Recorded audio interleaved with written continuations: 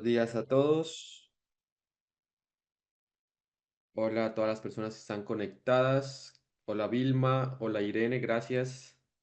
A Zenet, gracias Marcelita por estar por ahí conectada. Elizabeth, muy bien, muchísimas gracias a todas las personas que están por aquí. Bienvenidos y bienvenidas nuevamente. Buen día, muy buenos días a todos. ¿Cómo me les va? Espero estén pasando un excelente día, una excelente mañana. Nos hayamos levantado con toda la energía para continuar con este proceso de aprendizaje. Recordemos que estamos en la sexta clase y ya pues terminamos la semana con, bueno, nos hace falta un pedacito de la parte, ya les comparto pantalla. Hola Bianca, ¿cómo estás? Hola Amparo, muy buenos días. Ladies, ¿cómo estás? Buenos días. Nos falta un pedacito de algunas consideraciones sobre el impacto de los factores genéticos y ambientales sobre el desarrollo. Y ya hoy empezamos trastornos del neurodesarrollo con algunos conceptos previos, consideraciones previas. ¿Listo? Entonces ya les tengo aquí abierto nuevamente las diapositivas y vamos a darle continuidad para asegurar que veamos todos los temas. Entonces, espérenme un segundo. Listo. Listo. Bien. Entonces tenemos, bueno, no sé, voy a informar esto antes de que se me olvide. Estaba revisando esta mañana. Ustedes me han preguntado, bueno, profe, y algunas de las tablas que usted ha utilizado para el tema del neurodesarrollo, ¿cierto? Para la parte del desarrollo perceptivo, desarrollo, toda la parte del desarrollo atencional, la pirámide del desarrollo del Lázaro Iberrueso, desarrollo de memoria, desarrollo del lenguaje, desarrollo de las funciones motoras, desarrollo del lenguaje y todo lo demás, pues lo encuentran en este manual. ¿Listo? Está ubicado exactamente módulo uno, tema uno. ¿Listo? Ustedes van a las carpetas donde dice módulo uno, fundamentos de neuropsicología del desarrollo, tema uno, y ahí van a buscar exactamente en el manual, ya les digo cuál, acá, manual neurodesarrollo, conceptos claves. Ustedes abren ese manualito y ahí encuentran esos documentos para profundizar. ¿Listo? Aquí tienen también las tablas con sus fuentes. ¿Listo? Y al final van a ubicar las referencias. Al final, encuentran las referencias, ¿cierto? Referencias bibliográficas y encuentran ahí donde han sido sacadas esos datos y esa información. ¿Listo? Entonces, para las personas, por ejemplo, Manual de Neuropsicología de Tirapu, Ríos y Maestu, es una buena fuente también para guiarnos en esto del neurodesarrollo. Igualmente ahí nos muestran entonces cuáles son otras fuentes que hemos seguido también para este diplomado. Entonces, recordarles las personas que me han pedido, profe, cuál es el libro, cuál es el manual, pues acá está, ¿listo? Está, lo tenemos dentro de las carpetas, módulo uno, tema uno, dice Manual del Neurodesarrollo, conceptos claves, y ahí encuentran ustedes la información, ¿listo? Todo lo que hemos venido trabajando anteriormente está aquí, ahí tienen los procesos de sinaptogénesis, maduración neuronal, y lo que vamos a ver próximamente, también algunas cositas están ahí, ¿vale? Entonces no me acuerdo quién fue el que me preguntó, pero ahí ya tienen la información. ¿Listo? Eh, dice, dice Lina. ¿Cuánto tiempo tenemos acceso a la información que está subida? Lina, tienes acceso a aproximadamente 5 semanas, ¿sí? Como un mes y medio más o menos. Pues te invitamos a que descargue la información en los próximos 2, 3 semanas, porque la información de la fuente, que es la nube que nosotros alquilamos para cada diplomado, suele caerse. Entonces, más o menos unas 5 semanas, te recomendamos que la descargues. ¿Listo? Y el material lo puedes descargar. Sí, Carolina, claro que sí. Tú vas, ya te enseño cómo. Hay varias formas de descargar el material, ¿sí? Si ustedes quieren hacerlo rápido, le dan aquí check, digamos, seleccionar a todas las carpetas, le dan acá en esto donde dice acciones y le dan descargar. Ahí les descarga todo, los 3.7 GB de información. Pero si ustedes dicen, uy, no, es bastante información, se va a demorar mucho mi internet, prefiero ir descargando poco a poco, pues se meten en las carpetas, por ejemplo, ese documento que les acabo de mostrar, manual del desarrollo, conceptos claves, pueden empezar, por ejemplo, por ahí. Hay, pues, manual de neuropsicología, bueno, hay diferentes, por ejemplo, este libro de la atención temprana también es muy bueno. Lo van descargando poco a poco, entonces seleccionan, digamos, esos tres y le dan acá en acciones y le dan descargar. Y ahí lo que le descarga únicamente son esos tres manualitos para que lo vayan a ir haciendo poco a poco. ¿Listo? Lo que les digo, si necesitan descargarlos todos de una vez, pues los invito a que lo hagan de esa forma, seleccionando todo. Por ejemplo, también por carpeta lo pueden hacer. Seleccionan todas los archivos y lo van descargando. También tienen, por ejemplo, información sobre estimulación temprana, eh, según la UNICEF, digamos, algunas recomendaciones. ¿Listo? Y para, bueno, muchas cosas, realmente muchas cositas.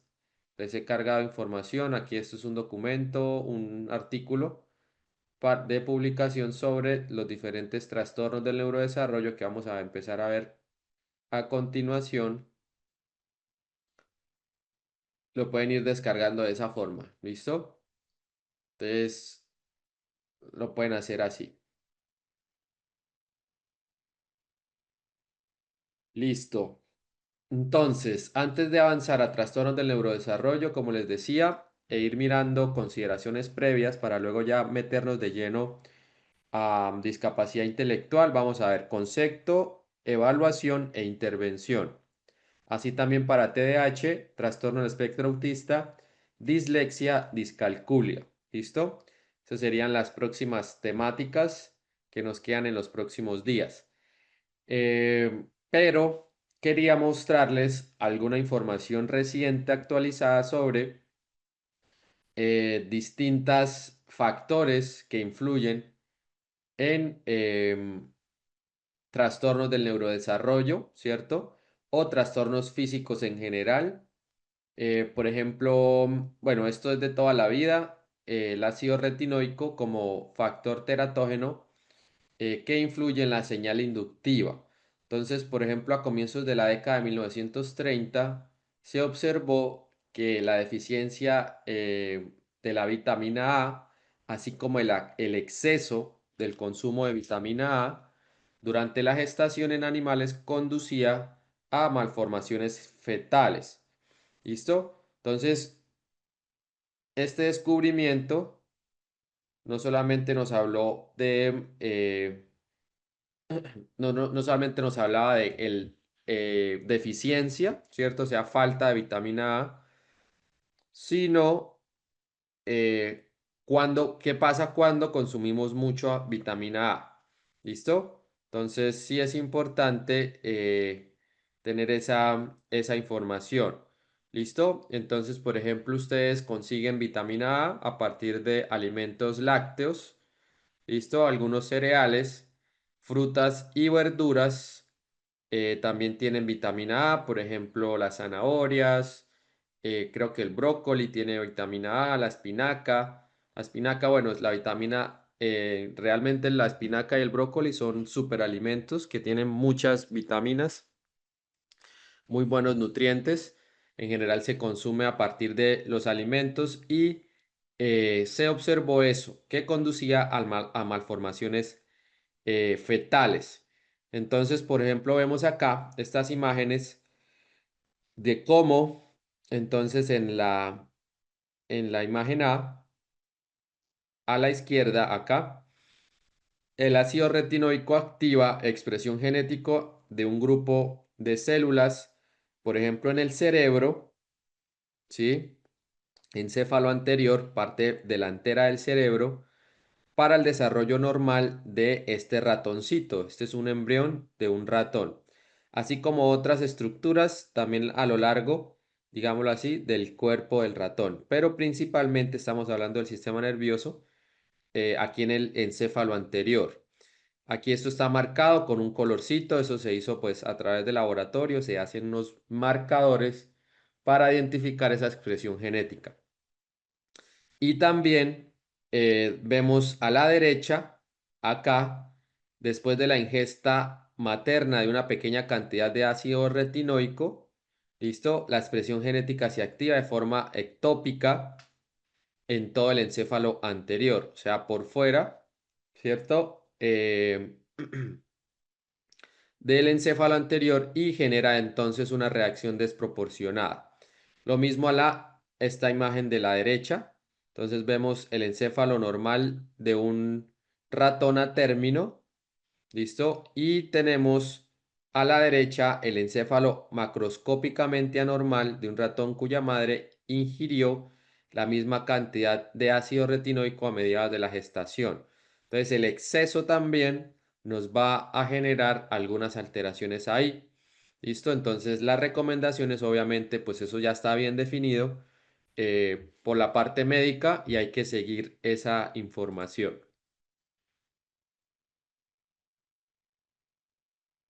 Vamos a ver entonces algunos factores ambientales con unos videos, factores ambientales que se están estudiando para el tema de autismo y TDAH, que es bien interesante también. No solamente hablamos de un factor genético, sino también hablamos de un factor ambiental. Toi, tu comptes? Un. Elena, de 4 años, fue diagnosticada con autismo, una situación a la que cada vez se enfrentan más padres como Chloé y su marido.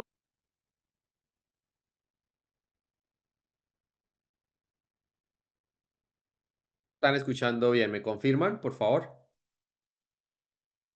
El video. Gracias, Lina.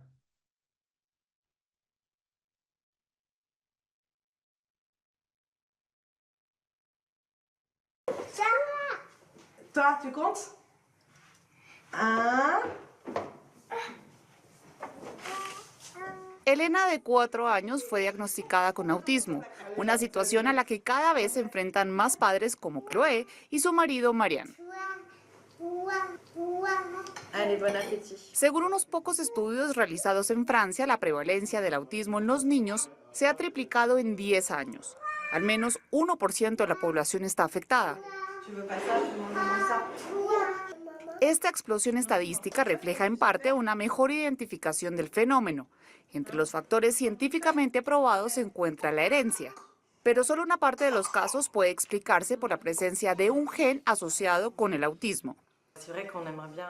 Nos hicimos pruebas genéticas y no se encontró nada. Ça nous apportera rien, mais. Nos gustaría saber la causa. Tal como digo, no cambiará nada, pero al menos saber por qué y saber qué causa todo esto. No hay cura posible, no es una enfermedad, pero sí, vivirlo a diario es duro y no se lo deseo a nadie. Je souhaite à personne en fait. Tous les jours recommencer, laver, c'est laver, pour être bien toute la journée. Bravo! Bisous. La tête qu'elle fait, j'adore. Esto es lo que empujó a la pareja a participar en un estudio, la Courte Marianne. Los científicos señalan es imposible que nuestros genes evolucionen en tan pocos años, lo que se ha visto alterado, sin embargo, en nuestro entorno. La génétique intervient. La genética interviene, sin duda, pero no sola. Interviene en asociación con el medio ambiente en el sentido más amplio del término. Si miramos, por ejemplo, en Estados Unidos, tenemos un vínculo en los estudios de casos entre la exposición a la contaminación o, en particular, la proximidad a pozos petroleros, etc. Partículas finas y una mayor prevalencia de casos de autismo entre los niños que viven cerca de estas zonas. Una correlación ciertamente, pero la responsabilidad de la contaminación aún no ha sido demostrada formalmente a nivel neurobiológico, y este es precisamente uno de los principales objetivos de la Cohorte Varian. Durante una década les hace seguimiento a 1.700 niños, algunos meses antes de su nacimiento y luego durante la primera infancia, algo sin precedentes en Europa. En los últimos 50 años, la exposición de cada uno de nosotros a sustancias químicas se ha multiplicado por 100. Nuestra exposición a sustancias químicas es diaria y se produce a través de múltiples vías cutáneas. Por ejemplo, productos para el cuidado de la piel, gel de ducha que quizás hayas usado esta mañana, a través de la comida, al comer verduras que contienen pesticidas. On va chercher le coca. Et après, on va chercher pizza. À l'heure de l'inflation, En tiempos de inflación, parece complicado para la mayoría de los hogares franceses comer todo orgánico. De hecho, por mi parte, siento que estoy comiendo mal. Voilà, c'est souvent du snacking ou Muchas veces son picoteos, comidas semi-preparadas. en supermarché, des trucs comme ça, quoi. Y al mismo tiempo no podemos decirnos, voy a arriesgarme a tener un hijo que pueda tener autismo. Y al mismo tiempo, tampoco podemos pagar lo orgánico. Y hoy en día estamos en este dilema. ¿On y va? Ouais. Para este investigador del CNRS, demostrar que la contaminación también afecta a nuestro cerebro daría un nuevo impulso a la ecología, debido a que nuestra economía está tercerizada, depende precisamente de las capacidades cognitivas de los individuos. Necesitamos que su psique sea funcional, y por eso la interioridad de las personas se ha convertido en un problema público, un problema de salud pública. Entonces, contaminar estaba mal porque destruía la naturaleza. Ahora contaminar nos hace daño.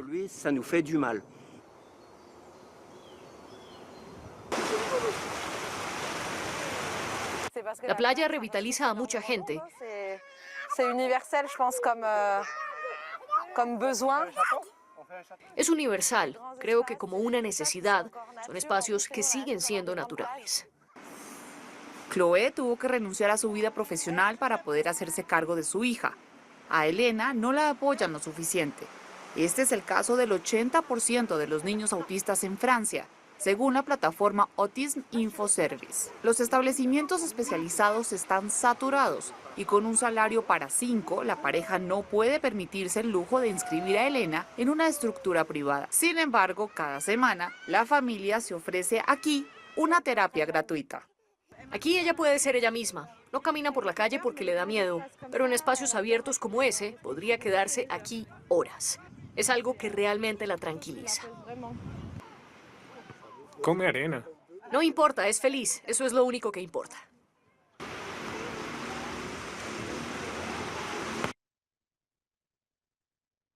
Bien, tenemos entonces algunas ideas sobre esos factores ambientales que ya no, pues, que explican entonces ese desarrollo del autismo. Por otro lado, también, este video ya les comparto este otro videito.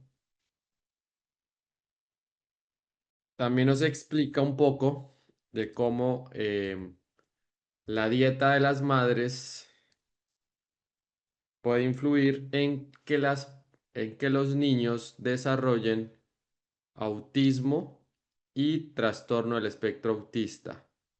Perdón, trastorno de déficit atencional. Es una investigación también longitudinal de bastante tiempo y que pues define esas, digamos, falencias porque se han generado esa condición y que nos explica a partir de la genética de los padres. Entonces hay otros factores importantes a mencionar para el desarrollo de esas condiciones. ¿Listo? Ahí nos mencionaban varios bien importantes. Vamos a ver entonces por acá alteraciones del neurodesarrollo en consideraciones previas que nos dan como una introducción a esos trastornos como lo son déficit cognitivo o discapacidad intelectual. Tenemos trastorno del espectro autista, trastorno de déficit atencional, trastornos específicos del aprendizaje y otros trastornos como por ejemplo del lenguaje y trastornos motores y tics nerviosos, por ejemplo como síndrome de Tourette. Entonces vamos a ver por acá algunas ideas importantes. Bien, entonces la neuropsicología del desarrollo ya sabíamos que tiene como objetivo estudiar el neurodesarrollo de los seres humanos, pero no únicamente en cuanto a las etapas adecuadas, digamos las etapas que se deben cumplir durante el desarrollo del ser humano, sino también a esas transformaciones de los procesos neuropsicológicos y comportamentales que tienen consecuencia en el desarrollo con la edad. Entonces, una persona, ¿listo? Digamos que si nosotros definíamos anteriormente algunos hitos del desarrollo, por ejemplo, un bebé a los 6 meses debe haber desarrollado madurado, perdón, algunas áreas cerebrales y madurado también algunas áreas musculares, sí, paquetes musculares para el control, por ejemplo, de la espalda, el cuello, para poderse sentar adecuadamente. Esto no se va a definir únicamente por el simple hecho de la parte biológica y la parte filogenética. ¿Listo? Entonces está toda la parte social, ¿cierto? Que también rodea a ese desarrollo o se involucra en ese desarrollo de la persona. Entonces nosotros como seres humanos debemos entender que no únicamente estamos guiados por esos dos factores, digamos que no elegimos, sino también por un factor cultural y social, sociocultural. Entonces Vygotsky, como ya lo habíamos mencionado anteriormente, creó una teoría del desarrollo que intentaba explicar no solo el desarrollo habitual, sino también el desarrollo alterado, ¿vale? Ese desarrollo alterado había sido ignorado durante varios tiempo porque pues no implicaba significativamente, digámoslo así, en cuanto a proporción, en cuanto a cantidad de personas en el mundo. Sí, digamos que los trastornos del neurodesarrollo significan más o menos entre el 5 y el 15-17% de los casos de dificultades como tal en las personas que tienen, digamos, comparadas con las personas normales del 100%, entre un 5 y un 17%. Esto va a depender, obviamente, del estudio, del trastorno y, pues, de la época del año, pues, del periodo de tiempo donde se hizo la investigación. Hoy sabemos, pues, que varía mucho en función del trastorno y, pues, de esas condiciones ahí. Entonces no era tan significativo, ¿cierto?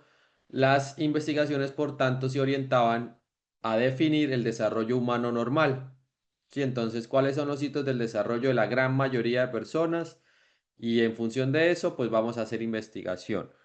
Pues Vygotsky empezó a revisar qué pasaba, qué pasaba con esas personas que tenían dificultades, ¿cierto? No tenían adecuados procesos de desarrollo y pues dejó de ignorarse, ¿cierto? Esa información y muchos otros investigadores empezaron a trabajar en función de eso. Hoy en día, con esa recuperación de ideas de Vygotsky, se empezaron a hacer desarrollos de constructos de conceptos hacia esas aportaciones neuroconstructivistas que nos hablan que el desarrollo es en sí mismo la clave para entender el desarrollo de las personas y también el desarrollo alterado de las personas. El desarrollo entonces típico y alterado de las personas tiene factores múltiples y se debe hacer desde distintos niveles de análisis. Tenemos factores neuropsicológicos y tenemos factores neurocognitivos que van a producir alteraciones en la conducta de las personas. Tenemos por acá desarrollos diferentes que van a provocar discapacidades y que van a provocar trastornos. ¿Listo? Hay que hacer esa distinción. Discapacidades, hablamos de tres tipos: discapacidad intelectual, discapacidad sensorial y discapacidad física. ¿Listo? Cuando hablamos de discapacidad intelectual, pues a mí me gusta mencionar este concepto como déficit cognitivo o rendimiento cognitivo muy bajo, ¿sí? De pronto dentro de ese cambio en la concepción, en los conceptos, me parece importante hacer tener esa idea. Discapacidades sensoriales, entonces ya las sabemos, ya hemos tenido conciencia de ellas. Tenemos discapacidades sensoriales en cuanto a la parte visual, auditiva, pues también tenemos en cuanto a la parte de todos los sentidos, táctil, etcétera, etcétera, ¿cierto? Y discapacidades físicas en cuanto a la movilidad, ¿cierto? Y en cuanto a alteraciones, por ejemplo, una escoliosis, tenemos, bueno, diferentes alteraciones físicas que van a provocar entonces un déficit en el desarrollo o una dificultad en el desarrollo de la persona y por tanto también van a impactar en la calidad de vida de las personas. Hablamos de discapacidades cuando evidentemente el entorno no está ajustado para este tipo de personas. ¿Listo? Entonces el enfoque que hoy por hoy estamos teniendo en cuenta es un enfoque del entorno ambiental y no un enfoque en la persona. Entonces no hablamos de discapacidades porque la persona tenga múltiples, digámoslo así, deficiencias o dificultades, sino porque de hecho el entorno es el que está discapacitado y no permite el acceso a estas personas. ¿Listo?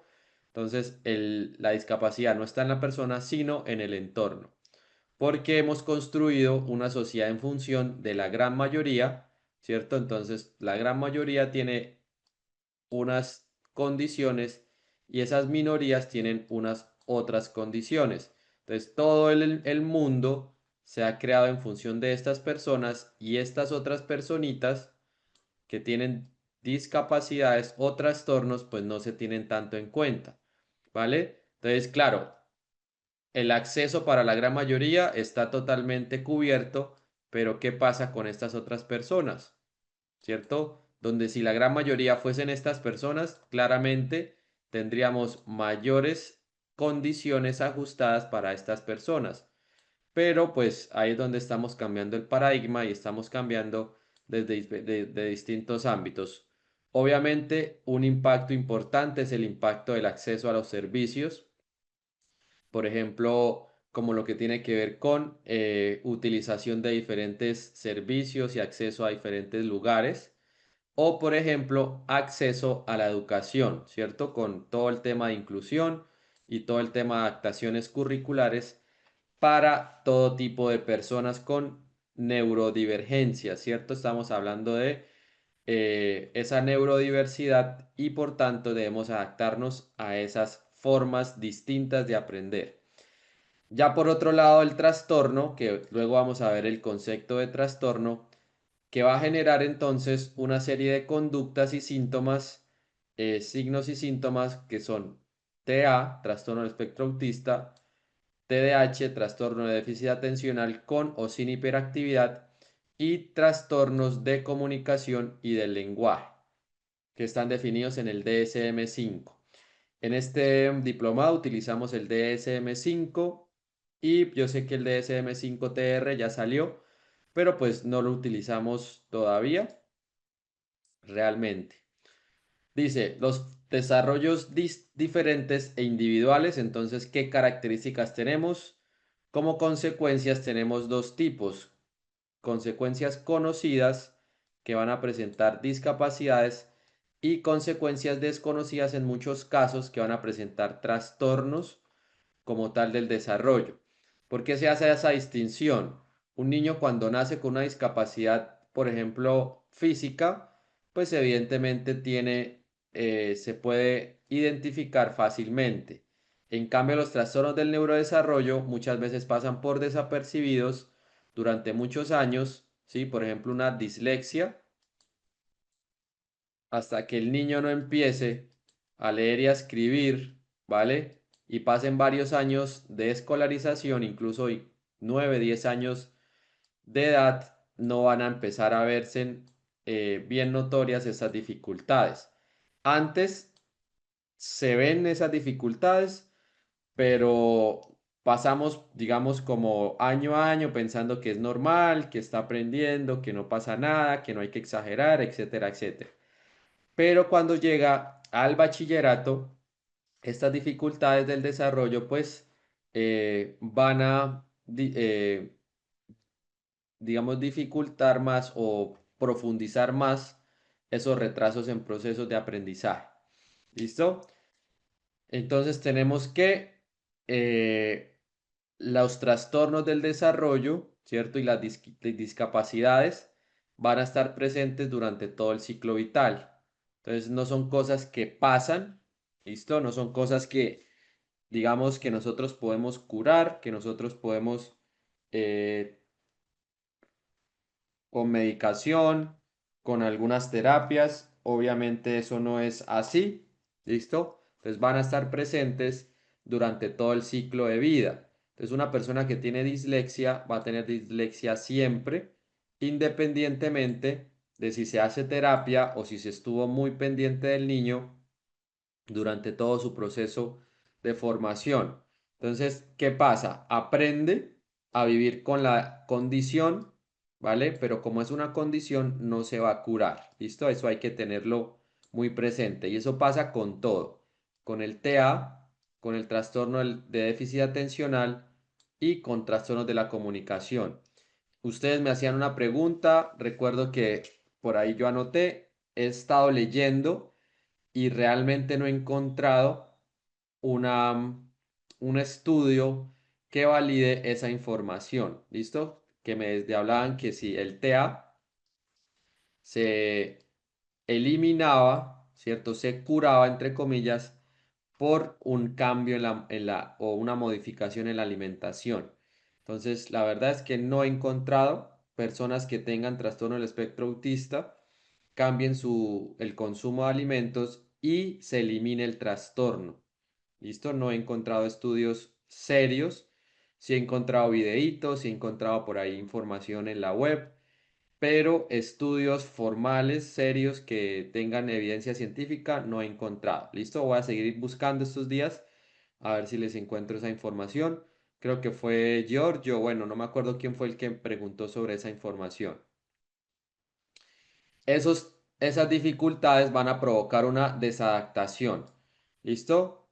¿A qué referimos que va a provocar una desadaptación? Pues evidentemente el entorno no está adaptado para estas personas. Entonces no va a poder permitirse el acceso adecuado a las diferentes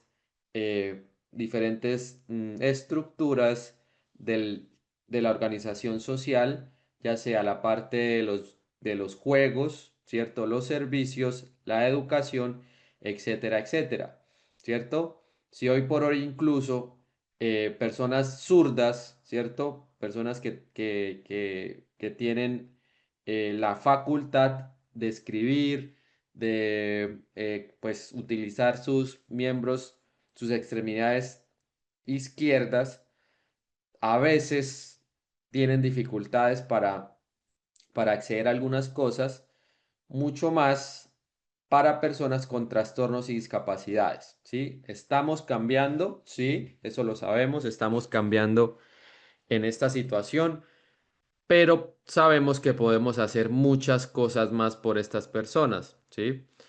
Hay que tener en cuenta una perspectiva evolutiva y también hay que tener en cuenta que la intervención debe ser integral.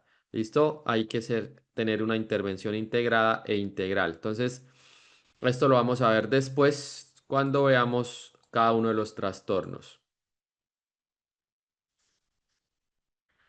Bien, vamos a conceptualizar este término de la discapacidad. Hay varias formas de conceptualizarlo. Entonces tenemos desde la concepción médico, de la concepción social y desde la concepción biopsicosocial. Desde un paradigma médico, entonces hablamos de las personas que son activas, independientes y que se involucran dentro del proceso de intervención y por tanto deben estar motivadas para cambiar. ¿Listo? Entonces, eh, como vemos acá, desde el modelo médico, eh, únicamente se involucra a las personas dentro de ese proceso, no se involucra el ambiente, ¿sí? El entorno y por tanto es una crítica al modelo médico. Entonces, la persona es la que debe cambiar, la persona es la que se debe motivar para cambiar, debe ser activa en el proceso y debe ser independiente, autónoma en ese proceso de cambio. Desde un modelo social, netamente social, se habla de que la discapacidad es un problema social y político y que la intervención debe ser ambiental, cultural y política. Obviamente, disminuye o minimiza el papel de la persona y eso también es una crítica fuerte. Ahora bien, desde un modelo biopsicosocial, ¿cierto? Donde se integra la parte biológica, ¿sí? La parte biológica, la parte social, que también ahí incluimos la parte psicológica, pues entonces se hace una intervención mucho más adecuada y una concepción mucho más adecuada de la discapacidad. Entonces interactúa factores biológicos, psicológicos y sociales y se construyen entonces algunas clasificaciones. Por ejemplo, acá tenemos la clasificación internacional de las deficiencias, discapacidades y minusvalías, por sus siglas CIDDM, Clasificación Internacional de Deficiencias, Discapacidades y Minusvalías. Entonces, esa sigla la vamos a seguir usando posteriormente en otras diapositivas. Bien, esa clasificación nos permite hacer un complemento, construir un complemento al CIE-10, bueno, al CIE, que es el manual de clasificación de las enfermedades en general. En la parte psicológica, psiquiátrica, digamos más puntualmente, se utiliza el DSM, ¿listo? Pero esta también es una clasificación pues médica muy valiosa. Se hace énfasis en que en las consecuencias y no solo en las causas. Entonces, ¿qué consecuencias tiene el tener una discapacidad, tener una dificultad o un trastorno? Y no solamente en qué causan, qué causas se dan para el desarrollo de esas discapacidades o trastornos. Y es importante que se tenía en cuenta que esos factores psiquiátricos y psicológicos anteriormente, pues había una carencia de identificación de esos factores en el desarrollo o en la caracterización de las discapacidades. Entonces no se tenía en cuenta tanto qué implicaciones psicológicas, psiquiátricas pueden tener estas personas que desarrollan este tipo de situaciones. Hoy en día sabemos que evidentemente una persona, por ejemplo, con una escoliosis, ¿cierto? Pues que disminuye su, su, su capacidad, su movilidad, entonces tiene alterada su columna, ¿cierto? Esa dificultad, evidentemente, pues esa postura, ¿sí? Esa dificultad en su columna vertebral va a dificultar tanto la parte física como la parte psicológica, ¿cierto? Desde esos dos dimensiones, desde la dimensión emocional y desde la dimensión cognitiva, ¿cierto? Hemos visto que, por ejemplo, personas que se les operan, a pesar de que pues pierden diferentes cosas típicas del movimiento de la columna, eh, el mantenerse erguidas completamente y el disminuir dolores, el disminuir situaciones típicas de la enfermedad y la discapacidad, pues obviamente va a mejorar de cierta medida la parte emocional. ¿Listo? Y también esas condiciones pues van a afectar la parte cognitiva y pues si se maneja bien, se va a mejorar esa parte. El concepto de discapacidad, pues, desde esa clasificación de la discapacidad y la minusvalía, etcétera, etcétera, pues han ido modificándose, ¿listo?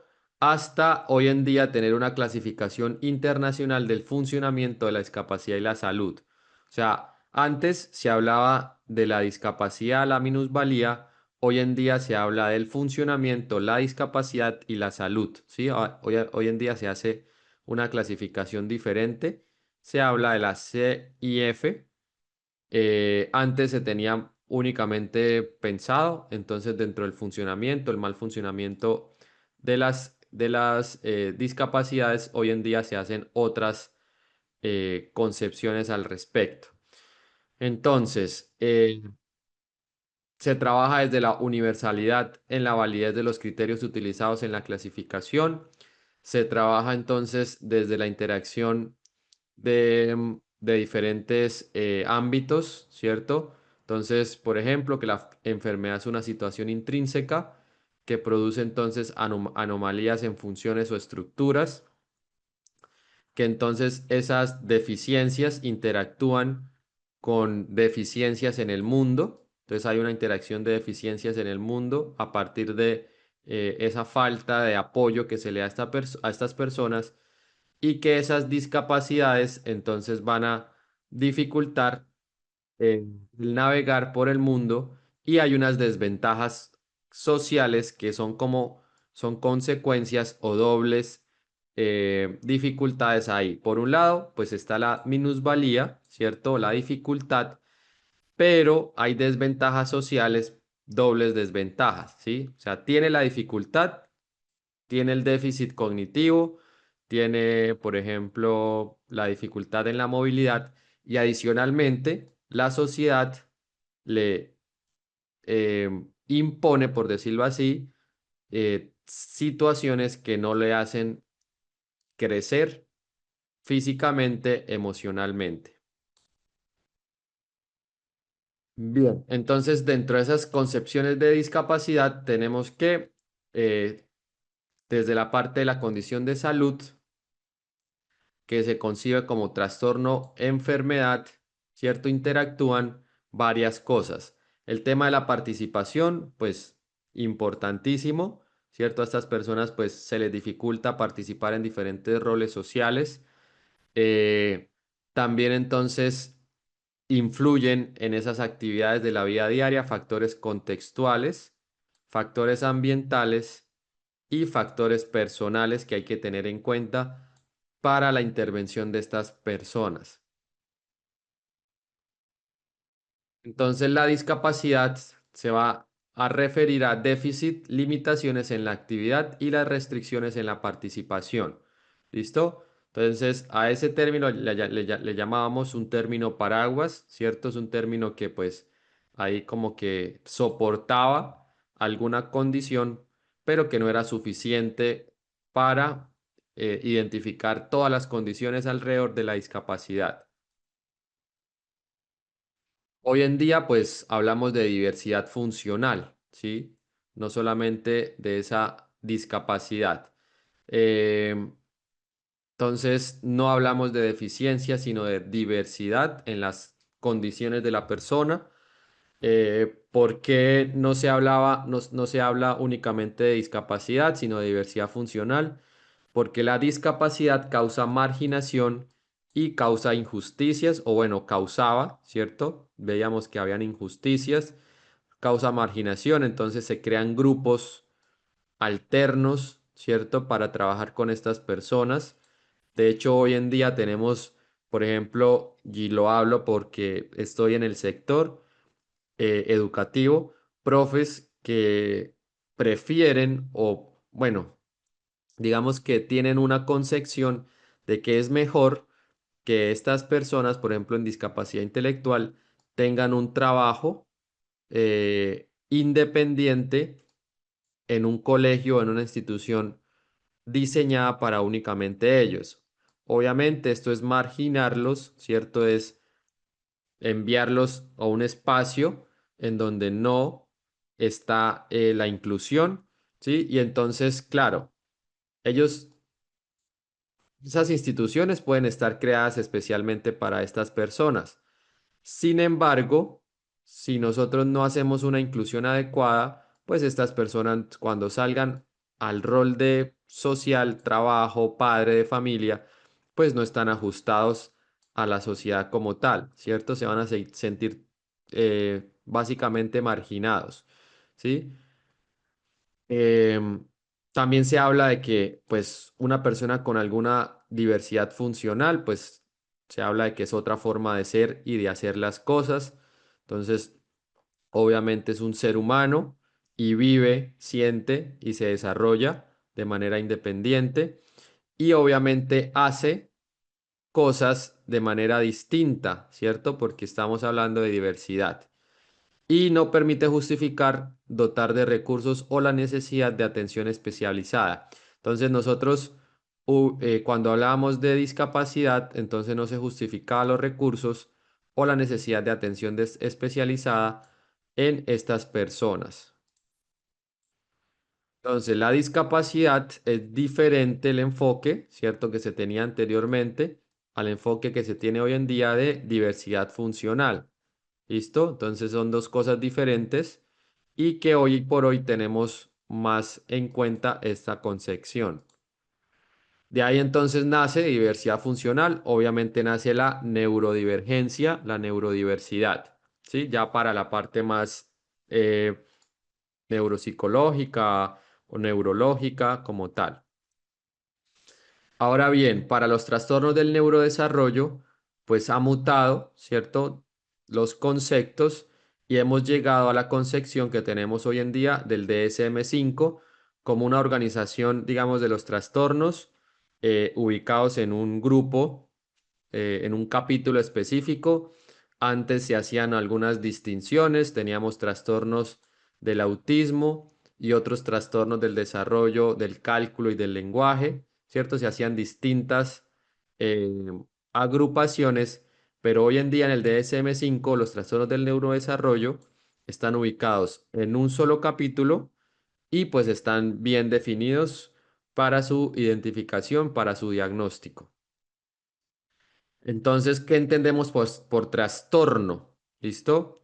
El trastorno es una agrupación de signos y síntomas basadas en su frecuente o coocurrencia que puede sugerir una patogenia, una evolución, unos antecedentes familiares o una selección terapéutica común.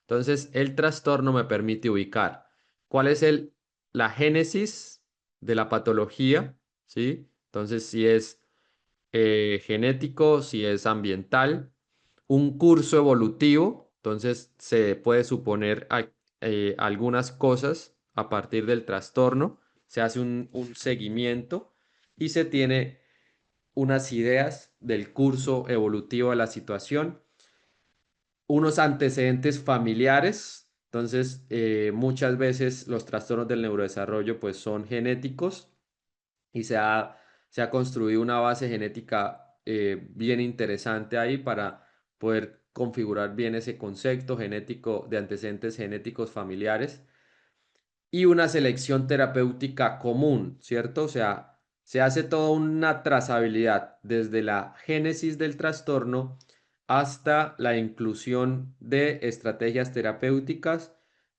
tanto desde la terapia como tal psicológica, neuropsicológica, psiquiátrica, como de estrategias familiares y estrategias de intervención en el caso de los niños y los adolescentes durante su etapa escolar. ¿Listo? Entonces es conceptualizado como un síndrome o patrón comportamental o psicológico de significación clínica que aparece asociado a un malestar y o a una discapacidad. ¿Listo? Eso es una definición de la APA, de la Asociación Americana de Psicología y de Psiquiatría, y pues que nos habla de qué es un trastorno como tal.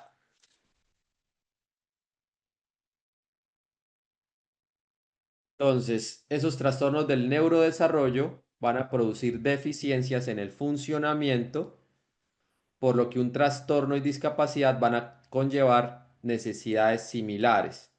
Entonces, la Asociación Americana de Discapacidades del Desarrollo y Discapacidades Intelectuales hablan del término discapacidad del desarrollo como unas alteraciones que se originan antes de los 18 años, importante, que implican limitaciones en diferentes áreas del desarrollo con una alteración significativa del funcionamiento social y cognitivo, importante la implicación funcional, y que van a necesitar un tipo de intervención similar a la de discapacidad intelectual.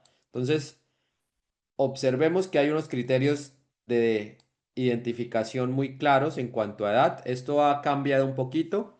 Hoy por hoy, digamos que tenemos algunos cambios, ya vamos a ver esos cambios, pero desde estos momentos de concepción de las dificultades del desarrollo, discapacidad del desarrollo, se habla del funcionamiento social y cognitivo.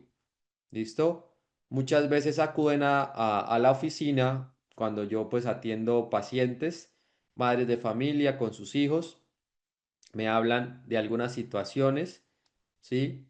Y básicamente están siendo remitidos por las instituciones educativas. Y entonces llegan con una necesidad, ¿no? Es que mi hijo tiene TDAH, o eso es lo que me dicen en el colegio.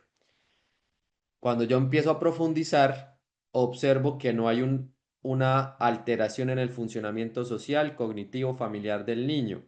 Entonces, que es un niño inquieto, que es un niño poco atento, que es un niño, bueno, con diferentes condiciones que nos hacen pensar en un niño TDAH. Pero cuando yo veo las notas, ¿cierto? Cognitivamente es un niño bien, es un niño que tiene buenas condiciones, es un niño que no tiene alterado ningún aspecto cognitivo, socialmente pues tiene buena capacidad en establecer buenas relaciones interpersonales, no tiene conflictos con sus compañeros, no tiene dificultades en relacionamiento con sus familiares, ¿cierto? Entonces, el funcionamiento social y cognitivo están bien. Entonces, ¿para qué le estamos buscando una alteración, ¿cierto? Una etiqueta más bien a una persona que se ha adaptado bien al entorno social, al entorno institucional, educativo? Entonces, claro, puede tener la situación, pero el niño la ha manejado tan bien que académicamente va muy bien, que socialmente va muy bien. ¿Listo? Entonces, yo esos casos de niños que quizás sí puedan tener la situación, que quizás se pueda ajustar al diagnóstico, yo lo que digo es, madre, padre, pues hay que manejarlo con calma. El niño no va a disminuir su hiperactividad, su inatención porque se le ponga una etiqueta, ¿sí? Sí se puede trabajar, se puede intervenir, pero lo más importante es que esa intervención él ya la está haciendo solito, ¿sí? O sea, él ya se está, digamos, como acostumbrando, por decirlo así, a sus dificultades, las está superando, ¿sí? Bueno, de hecho no se está acostumbrando, está generando unas eh, formas de adaptación, las está superando y por tanto está ajustando su comportamiento para cumplir académicamente, cumplir socialmente, no tener problemas sociales y cumplir familiarmente. ¿Listo? Entonces, eso es lo que pasa muchas veces y que realmente yo no le veo una necesidad de hacer un diagnóstico y de hacer unos procesos ahí. ¿Listo? Pues obviamente yo doy unas recomendaciones, pues hay que hacer esto en casa, hay que hacer estos ajustes, utiliza estas técnicas, estas estrategias y se le dan algunas estrategias para el trabajo en la institución, pero no se da como tal una etiqueta. ¿Listo? Que es lo importante ahí, no estar etiquetando todo el tiempo, no estar diagnosticando, ¿sí? Obviamente, si la parte social, la parte cognitiva, el rendimiento académico está se ve afectado, pues ya necesitamos hacer un ajuste evaluativo mejor y unos ajustes en la intervención porque la persona pues no lo ha logrado solito, ¿vale? Entonces, esto es importante también aclararlo. Y la Federación Nacional de Asociaciones Autonómicas de Profesionales de Atención Temprana nos van a proponer una clasificación diagnóstica que recoge las diferentes clasificaciones propuestas para las alteraciones infantiles. Eh, pues nos hablan de una organización diagnóstica para la atención temprana. También se puede conseguir información sobre esto.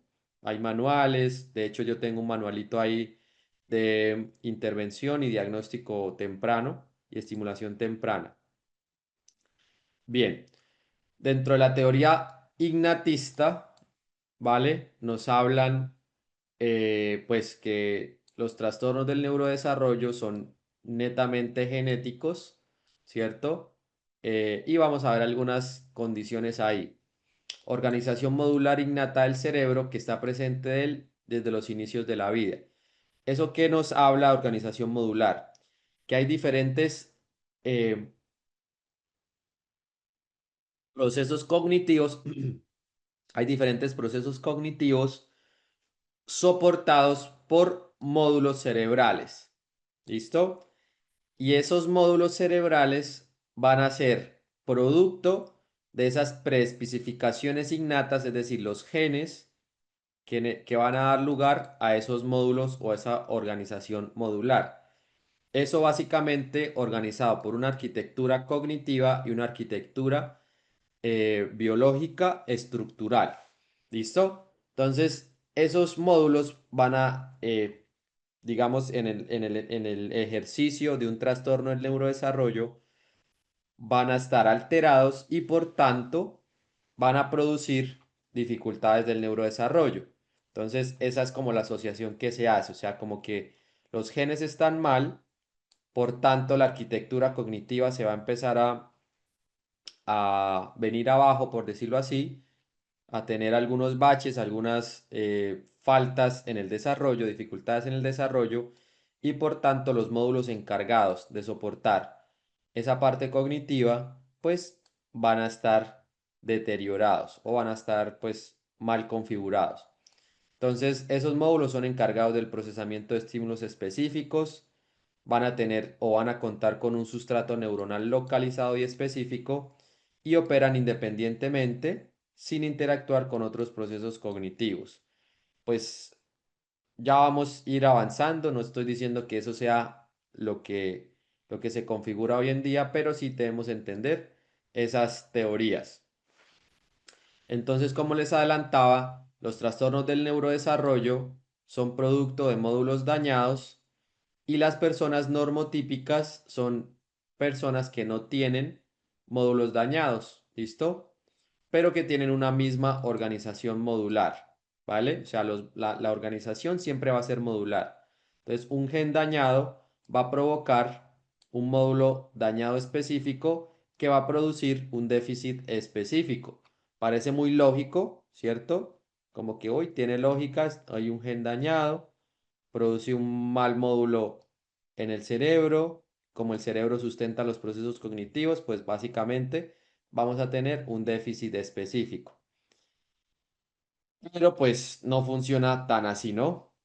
Eh, y nos habla entonces, si una dificultad, si ocurre una dificultad, pues va a haber un proceso dañado. ¿Qué características tiene entonces esa teoría ignatista? Hay una relación directa y unidireccional entre genes y funciones psicológicas superiores. El ambiente es un mero desencadenante, es un proceso estático, no es dinámico. Y el desarrollo es secundario, ¿sí? Que es producto de las predisposiciones innatas. Entonces, eso sí es como algunas características de esta teoría ignatista. Ahora bien, vamos a ver la teoría neuroconstructivista. Existencia de un componente innato, pero no de una correspondencia directa y unívoca de la genética a la cognición. Entonces, hay unas restricciones biológicas de la genética que producen efectos de muy bajo nivel, producen efectos en cascada que dan lugar a una mayor afectación en unos dominios que otros, y hay una relevancia diferencial para las distintas funciones psicológicas. Entonces, esa teoría innatista nos habla de que sí hay una implicación genética, pero que no explica completamente los trastornos del neurodesarrollo. Entonces, el desarrollo más bien es una interacción entre genes, ambiente, comportamiento, cognición y cerebro como tal. O sea, está el individuo, ¿cierto? Que son sus genes, su cerebro, su comportamiento. Está la parte ambiental, externa, ¿listo? Y que va a producir entonces unas características en la cognición de la persona. Entonces, a diferencia de la teoría innatista, existe una modulación, pero producto del desarrollo, que no es de forma innata. O sea, los módulos, como hemos visto, se van desarrollando, ¿vale? Y no están configurados de forma innata. El ambiente va a tener un papel dinámico y formante que influye en el desarrollo cerebral, y el desarrollo tiene un papel crucial que da lugar al funcionamiento de organización cerebral y cognitiva. Entonces es importante tener esta perspectiva neuroconstructivista. Y la evidencia demuestra que el cerebro de un bebé se encuentra altamente interconectado y no parcelado en áreas o módulos independientes. Y es el desarrollo, ¿vale? Es la influencia del ambiente que lo va modulando, ¿cierto? Y sí hay una correspondencia muy, eh, digamos, localizada dentro de esos procesos de desarrollo de una persona que cuando ya va creciendo, digamos, se sectorizan algunas regiones, lo que hablábamos antes, por ejemplo, con el lenguaje, que hay unas regiones que se lateralizan, hay una modulación, pero eso va a depender del desarrollo, ¿listo? Va a depender del desarrollo como tal. Y también hay casos que nos hablan de esta correspondencia. Entonces, personas que han nacido con dificultades en diferentes áreas del cerebro y que no tienen o que tienen lesionadas esas áreas, que no las tienen o que las tienen lesionadas, pues van a dar lugar a una plasticidad típica del cerebro. Entonces, que el cerebro no está modulado de nacimiento, sino es el desarrollo del ambiente el que va generando esas dinámicas internas. Por tanto, la teoría neuroconstructivista nos habla de que los trastornos del neurodesarrollo no pueden explicarse aludiendo a un conjunto de módulos específicos determinados, que la alteración genética implica que el cerebro sea diferente desde el principio y se desarrolle diferente a lo largo de la ontogénesis, que el ambiente de la persona también será un distinto e impacta en su desarrollo, y que su estudio se puede servir para entender el desarrollo típico, pero no es una ventana porque está alterada. ¿Listo? Bien, factores de protección, prevención e interacción de los trastornos del neurodesarrollo. Entonces, los factores de protección son aquellos que reducen el impacto negativo del factor de riesgo, y los factores de riesgo son aquellos que aumentan la probabilidad de que aparezcan una alteración. Los factores de riesgo no son independientes entre sí, ni independientes de variables ambientales. Es frecuente encontrar diversos factores encadenados la exposición a distintos factores tiene un efecto acumulativo, y existe una relación entre el tiempo y el desarrollo del riesgo. Por ejemplo, el tiempo como un componente del riesgo en relación con el estadio evolutivo de las personas, como un indicativo del mecanismo de acción del factor de riesgo, y como histórico, que es un componente del riesgo como tal. Entonces, estudios largos, estudios de largos periodos de tiempo, nos hablan de si permanece o no permanece esa alteración. Dentro de los factores de protección tenemos que la prevención busca diseñar y llevar a cabo programas para reducir la incidencia de alteraciones. Tenemos en tres momentos: atención primaria, atención secundaria y atención terciaria. La atención primaria pues acude a toda la población y lo que nos va a indicar es, lo que va a buscar es eliminar factores de riesgo. En atención secundaria, ya personas que están expuestos a factores de riesgo, por ejemplo, lo que veíamos en los videos, personas que ya están de pronto viviendo en ubicaciones en donde se extraen minerales, se extraen metales preciosos, perdón, se extraen metales y de algunas piedras preciosas que, por ejemplo, se utilizan algún tipo de sustancia de químico, o por ejemplo personas que están expuestas a pesticidas que pues se han encontrado algunas relaciones entre el desarrollo de trastornos del neurodesarrollo y esos tipos de químicos y sustancias. Entonces, ¿qué se hace? Se busca eliminar el riesgo. Y atención terciaria, personas que ya tienen un trastorno, se busca reducir la progresión y los efectos del mismo, ¿sí? O sea, no se busca eliminar el trastorno, como les decía, no se puede hacer. Se busca reducir la progresión, o sea, que no impacte tanto en la persona y buscar que los efectos no sean tan significativos.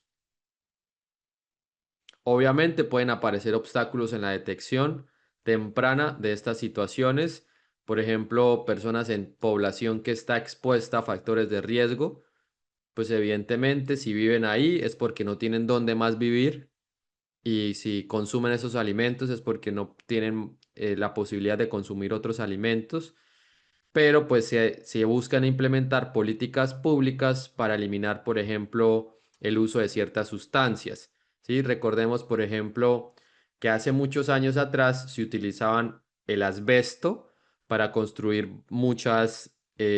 pues, muchas materiales, muchas cosas estructurales, y hoy por hoy el asbesto está completamente prohibido, ¿cierto? Porque ya hay una relación clara entre esa sustancia, ese químico, y el desarrollo de múltiples enfermedades. Encontramos cánceres, encontramos malformaciones, situaciones en la piel, situaciones en muchas condiciones ahí. Entonces ya se tiene prohibido el uso del asbesto para construir diferentes cosas, herramientas, bueno, diferentes situaciones ahí que teníamos antes. Y por eso es que hay que tener un estudio longitudinal, ¿cierto? Cuando salen cosas nuevas, a veces como que nosotros no sabemos el impacto inmediato, pero a lo largo de los años es que se ven las situaciones, ¿cierto? Digamos que obviamente no hay que alterarnos y exagerar como que hay una vacuna nueva, entonces no me la aplico porque no sé sus implicaciones, ¿cierto? Digamos que médicamente se hace se pone en una balanza, recordemos el tema del COVID, se pone una balanza, entonces me vacuno o no me vacuno. Si soy una persona joven, ¿cierto? Que de pronto no tengo ninguna predisposición genética y estoy completamente saludable, si me vacuno, ¿vale? Pues voy a impedir que me dé la enfermedad. Pues entonces no me vacuno, entonces de pronto no me voy a morir, de pronto no se va a complicar tanto la situación, pero puedo tener la enfermedad y se la puedo transmitir a mis papás, a mis abuelitos, que ellos de pronto sí van a tener una situación más compleja.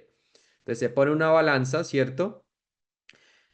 Desde la parte del individuo, pero desde la parte médica, ¿cierto? Para permitir el uso de esas vacunas, pues qué complicaciones a corto plazo y a mediano plazo se han observado y si realmente vale la pena salvar vidas o pues tener algunas situaciones ahí.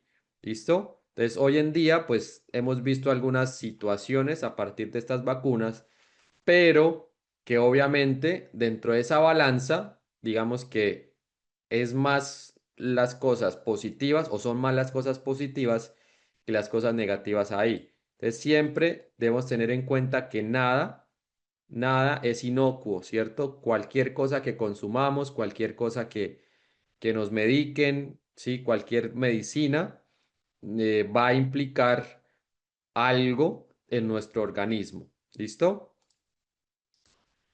Bien, factores de protección, obstáculos en la detección, posturas banalizadoras, posturas reduccionistas, resistencia a diagnosticar y desconocimiento. Entonces, y aquí hay que aclarar algunas cositas. Hay personas y hay grupos que empiezan a banalizar los trastornos del neurodesarrollo. Entonces empiezan a decir, no, es que eso hay que meterle ganas. Es que él no tiene actitud, es que es desordenado, es que no presta atención. Hay que sentarse y poner atención, eso es fácil. Entonces empiezan a banalizar al niño con el trastorno y evidentemente pues no se hace un adecuado proceso ahí. Posturas reduccionistas, pues que se identifican, por ejemplo, factores que realmente no explican completamente el trastorno y por tanto entonces la intervención no se hace transversal, ¿cierto? No se implican otras disciplinas a la intervención. La resistencia al diagnóstico, pues claramente hay unos papás pues que no les gusta diagnosticar, pero sí es importante porque como sabemos, el diagnóstico nos permite una hoja de ruta en cuanto al curso del trastorno y en cuanto a formas de intervenir. ¿Listo? Digamos que dentro de la medicina en general, esto está mejor llevado a cabo porque, digamos, una persona que tiene diabetes, pues si se hace el diagnóstico, se puede hacer un adecuado proceso de intervención. Pero, digamos, dentro de la parte de los trastornos del neurodesarrollo, todavía hay implicaciones ahí que como que para qué, para qué entonces hacer el diagnóstico. Si, pues yo lo que digo es que obviamente si es de la parte funcional, no está implicando ninguna situación, el niño está bien adaptado, pues no hagamos diagnóstico. Pero si ya vemos complicaciones, está perdiendo años en las instituciones educativas, no tiene buena adaptación en su colegio, socialmente, pues hay que empezar por un diagnóstico. Y también muchas cosas pasan por desconocimiento, ¿cierto? No sabemos qué implicaciones tienen los diferentes trastornos y por tanto hacemos un mal proceso ahí. Vamos a ver un documental, un pedacito, no todo, de un documental que me encanta. Se llama A la Mesa, no sé si ustedes lo conocen. De hecho, es un restaurante, bueno, es un documental basado en un restaurante en, ¿en qué? En Argentina. Es un restaurante en Argentina que ha desarrollado toda una técnica, una metodología para incluir a personas con dificultades, bueno, no dificultades, neurodiversas mejor, y permitirles el acceso al trabajo, ¿sí? El acceso a diferentes funciones laborales como tal y que pues se ganen la vida. Entonces, dentro de esa concepción, digamos que acá se hace evidente obviamente como por decirlo así, una segregación, ¿sí? Como que todos trabajando en función de eso, pero no lo veamos así. ¿Vale? No lo veamos como que es que se crean ahora restaurantes para personas con neurodiversidad. No. Implementemos esas estrategias que esta persona de manera tan compleja ha adaptado a este restaurante y que ahora bien las podemos implementar, ¿cierto? En restaurantes de pronto donde puedan acceder todas las personas, ¿sí? Independientemente de su condición y que podemos entonces involucrarlos, ¿cierto? Y permitirles un acceso al trabajo, ¿sí? O sea, veamos como un ejemplo de cómo de manera tan compleja, tan puntual, tan metódica, se implementan estrategias para que estas personas resulten muy funcionales, ¿cierto?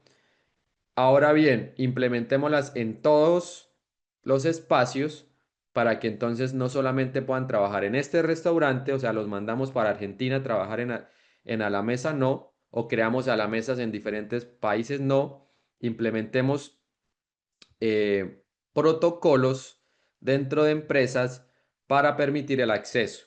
¿Listo? Y no solamente por cumplir un número por norma laboral o por norma institucional educativa, porque muchas veces pasa eso. ¿Sí? O sea, como que las políticas públicas sacan leyes, sacan normativas y nos obligan a tener una cantidad de personas neurodiversas dentro de las instituciones académicas, por ejemplo. Entonces se habla entre 3 personas como máximo por un grupo de 20, 30 niños, 30 estudiantes, y no lo hagamos solamente por cumplir, ¿cierto? Hagámoslo porque pues son personas y necesitan ganarse la vida también, ¿sí? Y si lo pensamos desde un aspecto mucho más económico, ¿cierto?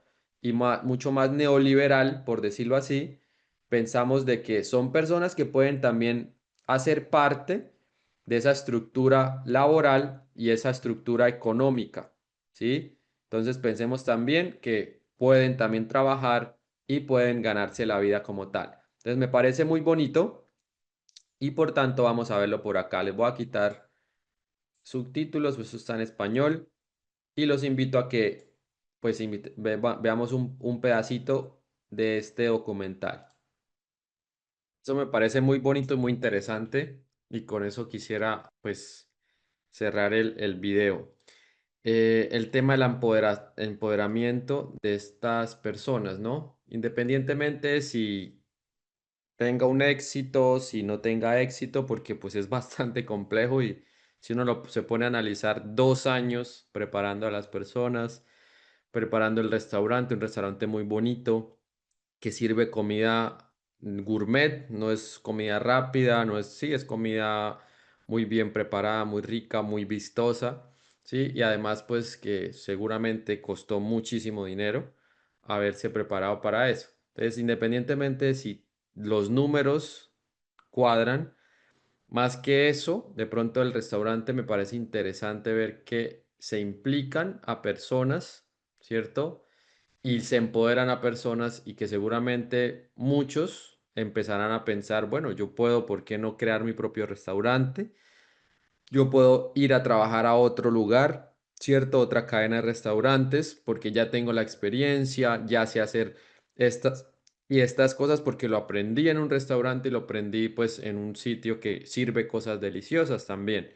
Entonces, darles esa oportunidad de ganar, que es la palabra, que ganen, ¿sí? Que tengan pequeñas victorias, para ellos es maravilloso. Y eso es importante también en las instituciones académicas, instituciones educativas.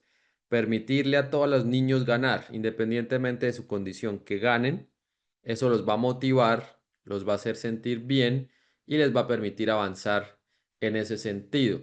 ¿Listo? Entonces, ese reconocimiento es muy importante, que los niños, las personas nos sentamos reconocidas, es fundamental. ¿Listo? Entonces ese es como el cierre. No sé, pues el documental está en HBO Max, es una plataforma de streaming. Me parece muy bello ¿qué? El documental y pues me parece genial. Carolina, bueno, a los que están pidiendo el link, realmente no se los puedo mandar porque pues es una plataforma de streaming. Sí les puedo mandar algunas entrevistas que se han hecho con el dueño de la mesa, el señor que creó el restaurante. Aquí vemos, ustedes buscan así a la mesa restaurante en YouTube y hay algunas entrevistas. Obviamente el documental lo encuentran lo encuentran en la plataforma de HBO Max, ya les muestro. Ya les muestro exactamente dónde. Se llama así, tal cual, a la mesa, y lo encuentran en Max, en la plataforma de streaming de Max. Bueno, lo encuentran ahí, lo pueden buscar pues normal, así por el buscador, Max, y ahí encuentran a la mesa. ¿Listo? Es muy lindo, la verdad es muy bonito el documental, la película.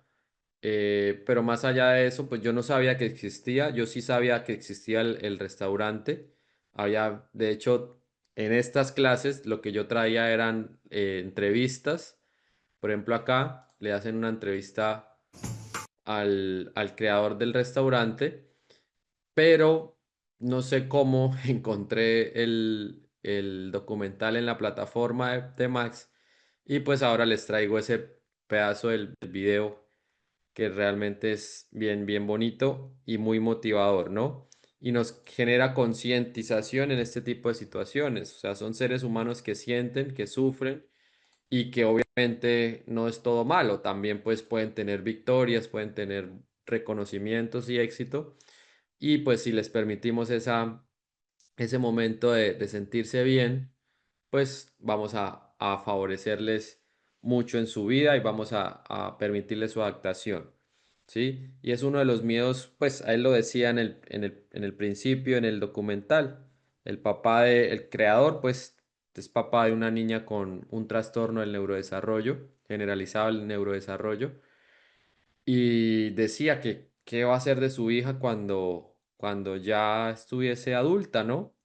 En qué iba a trabajar y además una persona tan productiva en su vida, profesor de una universidad, investigador, ¿sí? Una persona que realmente puede ver por sí mismo, ¿sí? Tiene múltiples trabajos y hace muchas cosas.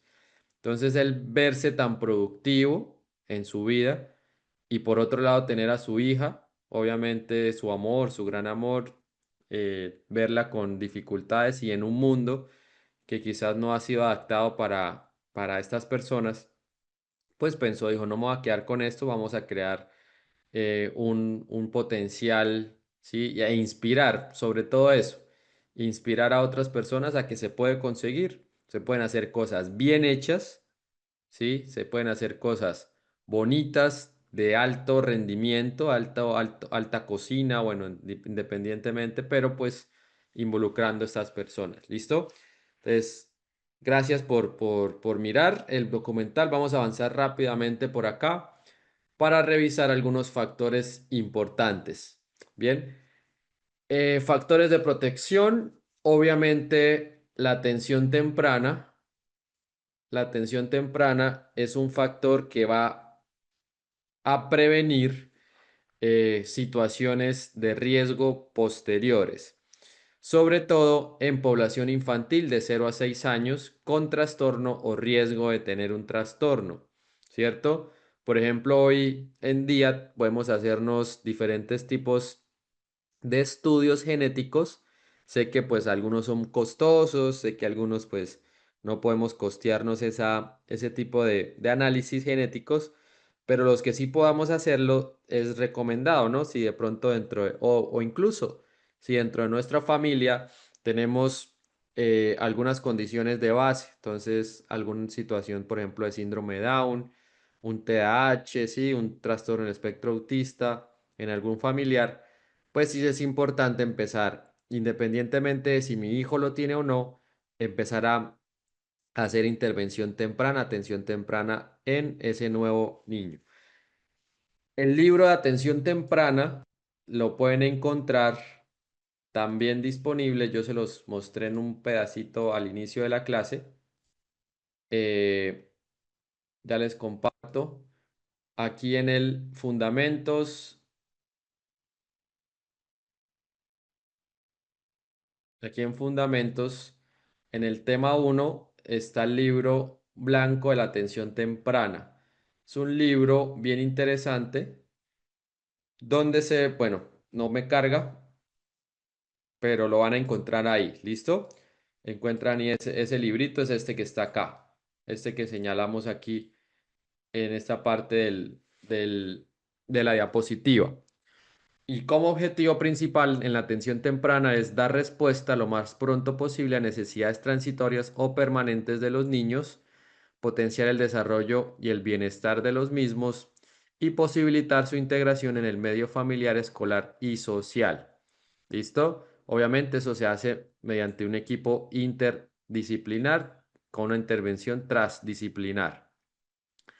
Entonces, dentro de los objetivos de la atención temprana, reducir efectos de los déficits en el desarrollo global del niño, optimizar en la medida de lo posible el curso del desarrollo, introducir mecanismos necesarios de compensación, eliminación de barreras y adaptación a necesidades específicas, evitar o reducir aparición de efectos o déficits secundarios asociados. Esto de déficit asociados secundarios tiene que ver más que todo con la parte emocional. Sí, hemos observado que, por ejemplo, un niño con dislexia evita leer, evidentemente evita leer por vergüenza, ¿cierto? Porque sabe que tiene dificultades, no es que no sea consciente de sus dificultades, sabe que no lo hace adecuadamente, por miedo al ridículo, pues deja de leer, ¿sí? Y su autoestima empieza a ir para abajo. Entonces debemos evitar ese tipo de situaciones, sobre todo la parte emocional. Atender también y cubrir necesidades y demandas de la familia y el entorno y considerar al niño como un sujeto activo que también puede participar dentro de la intervención. Dentro de un plan individual de atención temprana, entonces podemos generarnos o estructurar esa atención en tres ejes: los recursos que constituyen puntos fuertes de cada eje, las necesidades determinadas en función del trastorno y los recursos, y los apoyos que constituyen las prestaciones programadas en función de las necesidades y los recursos. El modelo de intervención, pues básicamente son prácticas centradas en la familia, basadas en la construcción de capacidades familiares, donde los profesionales deben actuar como colaboradores para dar respuestas a las necesidades de los progenitores. O sea, enseñamos a los padres de familia a soportar esas intervenciones en casa, ¿cierto? Normalmente una intervención bien llevada a cabo, ¿sí? Se hacen 3 veces por semana, 1 o 2 horas por sesión. Igualmente es muy poco, aunque suene bastante, es muy poco.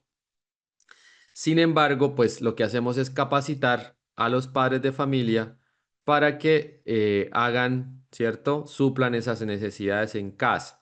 Y esas necesidades en casa también se deben suplir en las instituciones y educativas, porque nosotros pasamos, bueno, los niños pasan bastantes horas en su colegio y que les permite entonces también adaptarse si se hace una intervención con los profesores en ese caso. Bien, algunos problemas de definición y conceptualización. Eh, este, bueno, esta redundancia aquí que les pongo en pantalla nos dice que el cerebro siempre cerebra, o sea, el cerebro siempre va a pensar, el cerebro siempre se va a adaptar, el cerebro siempre va a tener flexibilidad y adaptación y neuroplasticidad, o sea, todas las cosas que hemos visto que es capaz el cerebro de hacer: memorizar, atender, producir el lenguaje, comportarse, tener todas esas capacidades, siempre las va a hacer. ¿Listo? Pero el problema está que el entorno de la persona no le permite ejercer esa facultad del cerebro.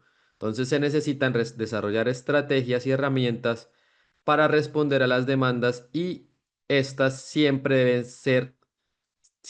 serán adaptativas, ¿cierto? Siempre deberán adaptarse a las condiciones de, del niño. ¿Listo? Y en cuanto a empatía, a veces pensamos, ¿cierto? Que únicamente entonces podemos ser empáticos con los niños, ¿cierto? Y no estamos hablando específicamente de adultos, sino estamos hablando de niños y adolescentes, independientemente igual si somos adultos o no, igual debemos ser empáticos, pero aún más cuando estamos capacitando a los niños, ¿cierto? Estamos hablando de niños y adolescentes, o sea, estamos generando esos procesos de adaptabilidad al entorno y por tanto debemos también tener empatía por ellos.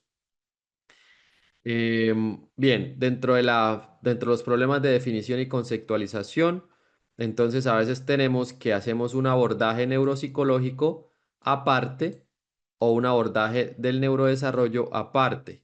Necesitamos vincular, ¿cierto? esas disciplinas del neurodesarrollo y la neuropsicología para empezar a trabajar los trastornos del neurodesarrollo, ¿cierto? De manera interdisciplinar. Entonces, cómo los compromisos estructurales o dinámicos de un sistema nervioso en desarrollo van a lastrar, ¿cierto? Lastran o conllevan el rendimiento de los procesos cognitivos. Entonces, ¿qué pasa?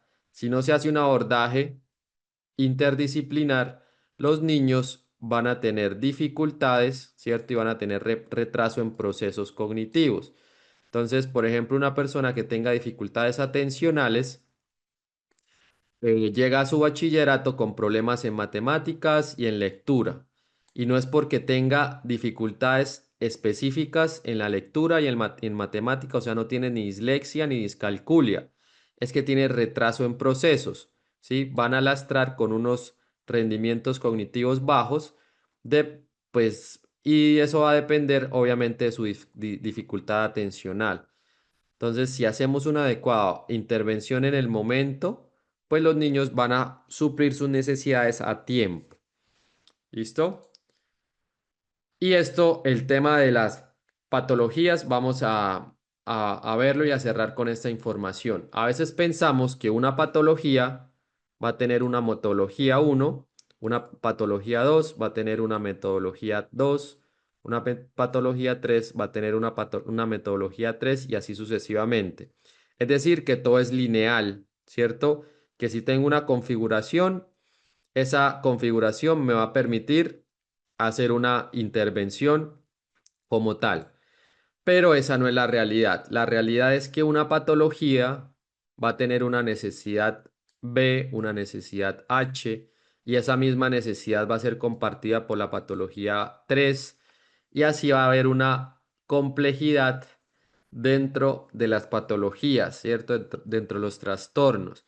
Entonces no es lineal, es dinámico, ¿vale? Por ejemplo, veíamos en el video, en el documental, este muchacho con dificultades en cuanto al lenguaje, ¿cierto? Repetía palabras, se hablaba de manera pausada, ¿sí? Tenía poca capacidad, bueno, dificultades en la expresión del lenguaje, ¿sí? Pero no todas las personas con trastorno del espectro autista nivel 1 o leve tienen esa dificultad, ¿sí? Hay personas que no presentan dificultades en cuanto a la expresión, la articulación del lenguaje, la repetición de palabras como tal. O sea, no es que todos tengan las mismas características. Por tanto, el abordaje siempre tiene que ser individual, ¿cierto? Tiene que tener una conceptualización de la dificultad muy precisa, independiente, aunque obviamente hay manuales, hay descripciones, hay metodologías para trabajar en general con el trastorno, hay que pensarlo de manera particular, ¿cierto? ¿Por qué también pensarlo de manera particular? Porque más adelante vamos a ver un concepto que es el concepto de ecología, ¿sí? En cuanto a la evaluación y en cuanto a la intervención. ¿Listo? Entonces, sí es importante pensar eso. Y aquí por esto terminamos con esta información. En pocas ocasiones se manifestarán todos los síntomas de una patología del neurodesarrollo. ¿Listo? Y en muchas ocasiones se mezclan manifestaciones de distintas patologías. O sea, es variable, es dinámico, pero obviamente se han descrito esos síntomas y esos signos que configuran el trastorno. No todos los niños van a tener todos los síntomas. Cuando veamos ya específicamente el diagnóstico, pues vamos a dar cuenta de que hay variabilidad y hay muchos síntomas que pues muchos de los niños no los van a presentar. ¿Listo? Vamos a dejar hasta ahí el día de hoy. Espero que les haya gustado la clase, que hayan pasado una mañana excelente y que pues descansen este fin de semana. Mañana no hay clase. El lunes nos vemos a las 6 de la tarde. Muchas gracias por su atención. Gracias a todos. Gracias Marcelita. Gracias Yulitza. Por ahí te veo en pantalla. Gracias a todas las personas que están por aquí conectadas y han hecho el esfuerzo. Gracias Bianca. Bien, descansen, nos vemos el lunes. Ya vamos a ver entonces específicamente los trastornos, esos 3 últimos días que nos quedan, y ya terminaríamos el proceso. Al principio parecía largo el proceso, pero ya vamos en la 6ª clase, primera semana. Entonces, gracias a todos, felicitaciones por su trabajo. Gracias, Elizabeth, te veo por ahí. Gracias por estar conectada. Bendiciones a todos, que descansen y nos vemos el lunes. Estaré averiguando cositas de lo que me han pedido. Lo he estado leyendo y pues ahí revisaremos más adelante para cumplir con sus necesidades. ¿Listo? Lo de COVID y plasticidad, algunos artículos, lo del autismo, la alimentación. El libro del neurodesarrollo ya se los di hoy. Les decía que está acá. No sé si la compañera que me pidió esa información estuvo presente, pero acá en el tema 1, Manual del Desarrollo, conceptos claves, ahí están esos conceptos que estuvimos revisando las clases anteriores. Bueno, ahí está. Ahí están las tablas de los hitos del desarrollo. Adicional a eso, también hay más información por ahí. ¿Listo? Ah, bueno, acá está, de paso les muestro que me pude abrir ya el manual de la atención temprana. ¿Dónde es que está? Libro blanco de la atención temprana. Acá está. Este es el libro que mostramos en la diapositiva. Bien interesante para que lo revisen las personas que ya tienen los recursos del diplomado. ¿Listo? Bien, nos vemos el lunes. Gracias a todos. Descansen.